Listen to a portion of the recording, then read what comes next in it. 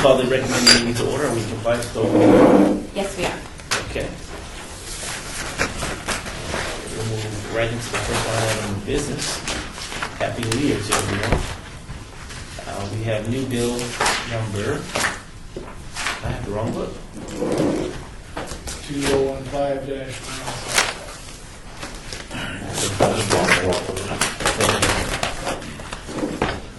Bill number 2015-105, possible action on the Unified Development Code to update and clarify the requirements and limitations pertaining to home occupation permit proposed by Tom Paragon. Staff? Thank you. For the record, Karen Duddleston, Deputy Planning Director. The bill before you today comes out of working with some of our home occupation businesses, really in making sure that we had clarity in the code on what could and could not be done on properties. The first issue that I address is employees. There was confusion on whether a home occupation could have employees or could have employees at the home. Our understanding of what the intent of our code was that a home occupation business could have employees, but they could not come to that house to perform their business. So, for example, if you had... As far as administrative work? Correct. Or any work. So you would not have people arriving, parking their cars in a neighborhood and using a house as a business location. You could run your business out of there. You could have employees. They might work in their home or be salesmen that were out in the field, but you would not have employees come to a neighborhood to be dispatched through trucks. So, for example, a plumbing business, you would not have the trucks come there in the morning to be dispatched. You would not have employees arrive at the business to work there for the day in a home. So the first page simply clarifies that section. The second issue it addresses is what's allowed to be done at a home occupation, clarifying that the following activities are not permitted, and that would be the on-site repair, painting, and body work pertaining to motor vehicles and trailers, the sale and storage of vehicles by a vehicle dealer, on-site commercial preparation of food for service or for off-premises, except as permitted for cottage food industries, sale or storage of explosive ammunitions or firearms, the sale and storage of tobacco products, tobacco paraphernalia, or alcoholic beverages, beauty parlor or beauty shop, and ambulance-related services, just to spell those out clearly. The other issue that we had with several of our businesses operating out of home was storage. One of the issues that we have of neighbors is outside storage. So they're running a business out of their home, and they're all of a sudden the backyard, the side yards, the garages are full of their products, so all of their cars are parking out on the street. So we are proposing that no more than 25% of the total floor area of all enclosed structures may be devoted to the home occupation activity, and no more than 5% of the total floor area of all enclosed structures may be devoted to the storage of stock in trade. No outside storage related to home occupation activity is permitted. No more than one vehicle shall be parked or stored at or near the residence, and the permitted vehicle and trailer are subject to certain limitations, including the size of that vehicle, and the vehicles or trailers must be permitted and parked and stored near the residence. Do not include vehicles or trailers designed solely for commercial vehicles. So we wouldn't see dump trucks, we wouldn't see buses, taxis, limousines, food trucks, ice cream trucks. We get a lot of complaints for those parked in front of houses all of the time. With that, I would be glad to answer any questions. Is there anyone from the public wishing to speak on this item? If so, please come forward to say something directly. Seeing none, Councilman? Move to approval. All in favor? Aye. Aye. So moved. Thank you. Bill number 2015-106 for possible action. This is an annexation. Annexation 61481, property location on the west side of Homestead Street, 170 feet north of Forest Drive. This is petitioned by Forrest Devon and Cecilia Mitchell, acreage 0.63 acres, zoned RE and RE equivalent, sponsored by Councilman Stephen D. Ross. Staff, I'll go ahead. Okay. please. This is a standard owner requested single parcel annexation. Everything's in order. Recommend Anyone from the public wishing to speak on this item, if so please come forward, state your name for the record. Seeing none, council, Move for approval. all in favor? Aye. So moved. Bill number 2015-107 for possible action, annexation 61543, property location on the northeast corner of Deer Springs Way and Wild Highway, petitioned by 7470 LLC, acreage 5.39 acres, zoned RE, and RE equivalent, sponsored by Councilman Stephen D. Ross. Staff, Yes, Dallas City Deputy City Attorney. This is another annexation, single parcel requested by the owner. Everything's in order. Recommend approval. anyone from the public wishing to speak on this item, if so please come forward, state your name for the record. Seeing none, staff, no, Councilman, Move for approval. all in favor? Aye. So moved. Bill number 2015-108 for possible action, annexation 61559, property location on the west side of Bonita Vista Street, 300 feet south of O'Hare Road, petitioned by Terry Helms Photography LLC, acreage 4.95 acres, zone RA, county zoning RE, city equivalent, sponsored by Stephen D. Ross. Staff, Yes, Dallas City Deputy City Attorney, single parcel requested by owner. Everything's in order. Recommend approval. anyone from the public wishing to speak on this item, if so, please come forward and state your name for the record. Seeing none, Councilman, Move for approval. all in favor? Aye. Aye, so moved. Bill number 2015-109 for possible action, authorizes a temporary basis, on a temporary basis, a partial waiver of the origination charge for new restaurant service bar licenses, sponsored by Councilman Stavros S. Anthony. Staff, For the record, Karen Delliston, Deputy Planning Director. The bill before you authorizes a partial waiver of the fees, the origination fee from $30,000 to $10,000 for qualifying restaurant service bar locations. Restaurant service bars allow a alcoholic beverage station behind or within a kitchen, so it is not a bar. It allows a restaurant to serve mixed drinks with meals and only with meals. So it is not a bar location where you can come in and sit down and just have a drink. This is one the council dealt with earlier this year in removing the requirement for the land use on restaurant service bars. This would provide a one-year waiver for new businesses that would like to come in and be able to serve alcoholic beverages with meals. We would recommend the consideration of two amendments. First of all, the bill states that it may not be sold or transferred to a third party. We would just clarify that to say it may not be sold or transferred to a third party, which includes a change of ownership or change of principal. where is this in line? Oh, line 22. 22. Right. And the other one is where it says that may not be transferred to a new location unless the location is within the district. These licenses are citywide, so I believe that language is from your Urban Lounge or Tavern Limited waivers that we've considered in the past where they were specific to a district.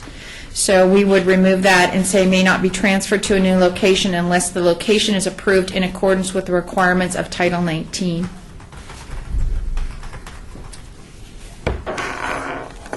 And with that, it's in order for your consideration. Okay.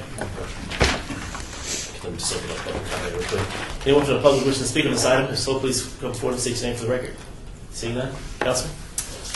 I don't understand the 1 year at a new location. So if I'm currently in existence, I could ask for this. Yes, you could. You could. Okay. So what's the 1 year?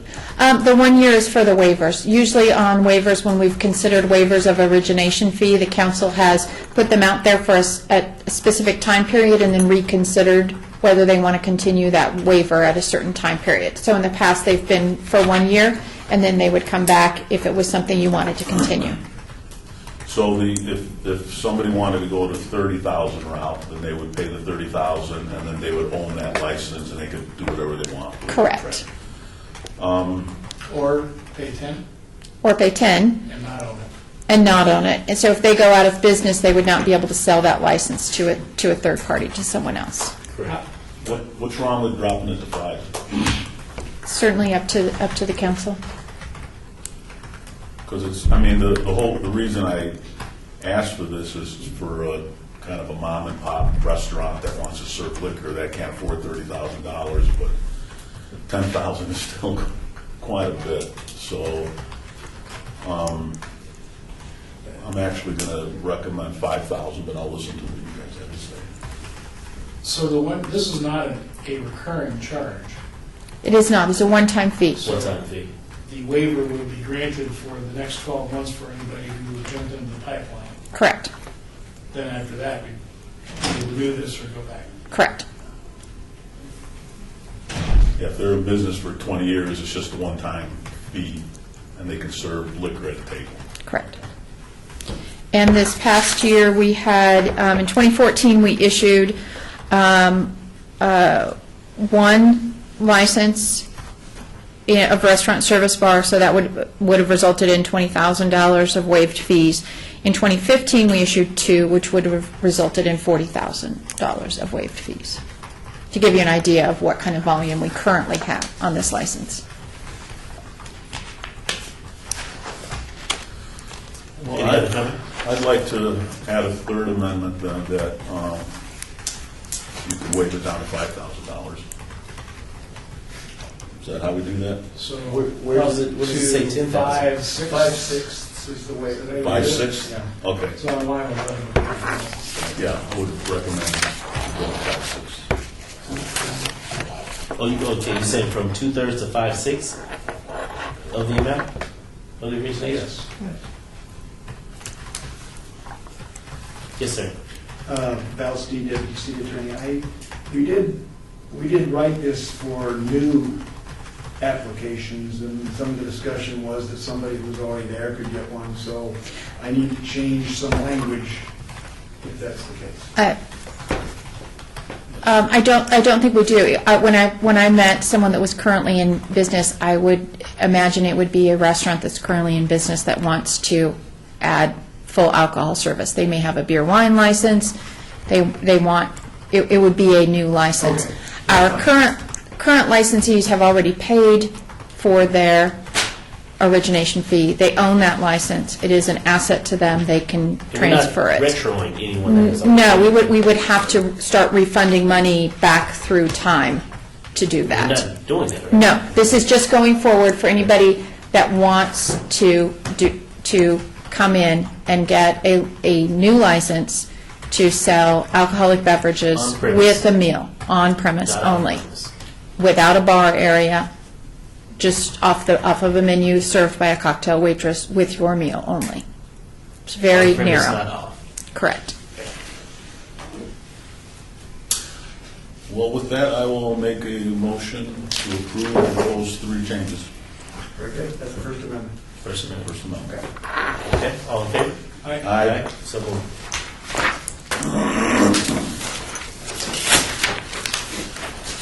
And for the record, each bill moved out of committee today will be eligible for adoption at the City Council meeting January 20th, 2016. Mr. Chair, Yes, sir. before we adjourn, I'd like to go back to that first bill we processed on the home-based business licensing. You want to open that back up? Page 3, Okay, hold on. Let's open it back up. There's a motion to reopen, to rescind bill number 2015-105. Is there, or we used to discuss it. okay, to discuss Yeah. this item? All in favor? No question. Aye. Aye. So moved. It's reopened. So on page 3, at lines 10 through 13, this appears to be the most substantive changes besides the space limitation up on the same page starting on line 2 of this bill. And I'm wondering if there are people today, for example, who might have a food truck or a trailer, or a Schwan truck, or an ice cream truck, perhaps even in their garage, so they're there's no visible to the outside impact at all. I'm just thinking of a one-person operator of an ice cream truck that keeps it in the garage, for example. That would be outlawed under this bill. Correct, and that should be currently the case. And the reason is that those trucks are required to have a commissary location, required to have a commercial location and be stored at a commissary because of the refrigeration needs and those sorts of You get an things. ice cream truck? Yes, an ice cream truck. All of our ice cream trucks, you cannot get a license on the license, this is the land use side, but on the license side, you cannot get an ice cream truck location license unless you have a commercial commissary.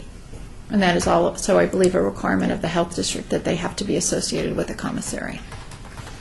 Because prior to this, we did not require that there was a prohibition on vehicles built solely for commercial purposes, right? Correct. Usually through the licensing, those had to be registered at a commercial location.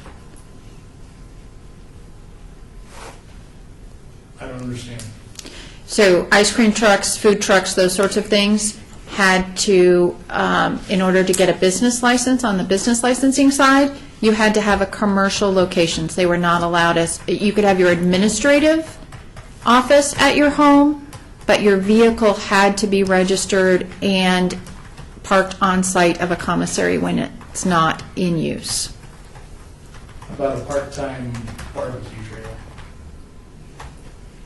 They might have been able to be stored, it depends on the health district and if they had food in them or if they were just moving around a vehicle.